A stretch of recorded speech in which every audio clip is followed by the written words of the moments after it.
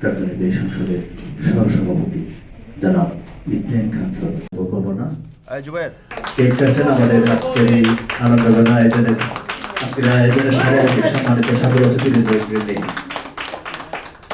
ধন্যবাদ সকলকে। বৈশাখের জন্য শুভকামনা, গ্রহণের জন্য শুভকামনা।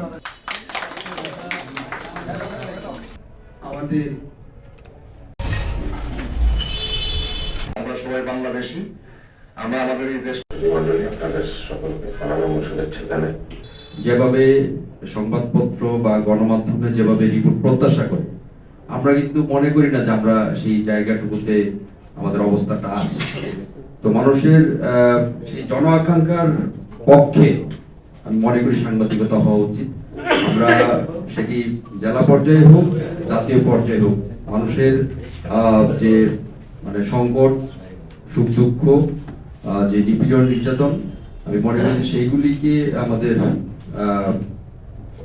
উপজীব্য করা উচিত, পাঠকের কাছে তুলে ধরা উচিত। আমাদের আকাঙ্ক্ষা অনুযায়ী সাংবাদিকতা করতে পারবে।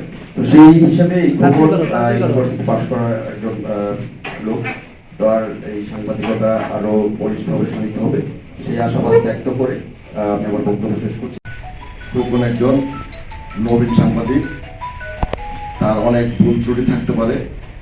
আমরা যারা সিনিয়র হিসেবে দাবি করি নিজেদেরকে, আমাদের উচিত সবাই খোকনকে বিভিন্নভাবে সাহায্য করা, সংবাদ প্রকাশের সংবাদের ক্ষেত্রে, নিউজ সংগ্রহের ক্ষেত্রে আমরা সবাই তাকে সাহায্যটা করব।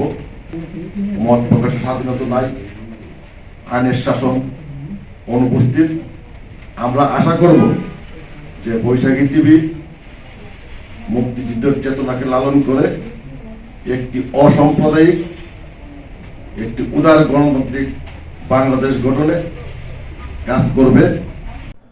আমরা যদি বালখাল্যপনা দেখাই সংবাদ প্রকাশের ক্ষেত্রে, দেখা যাবে যে একটা পর্যায়ে আমরা জনগণের হৃদয় থেকে উঠে যাব।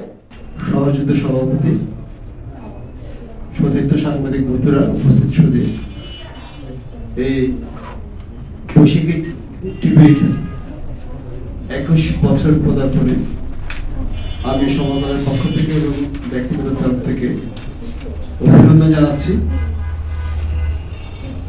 আমি আশা করব বৈশাখী টিভি তাদের সক্রিয়তা বজায় রেখে এদেশের গণতান্ত্রিক বিনির্মাণে সাহসী ভূমিকা রাখবে।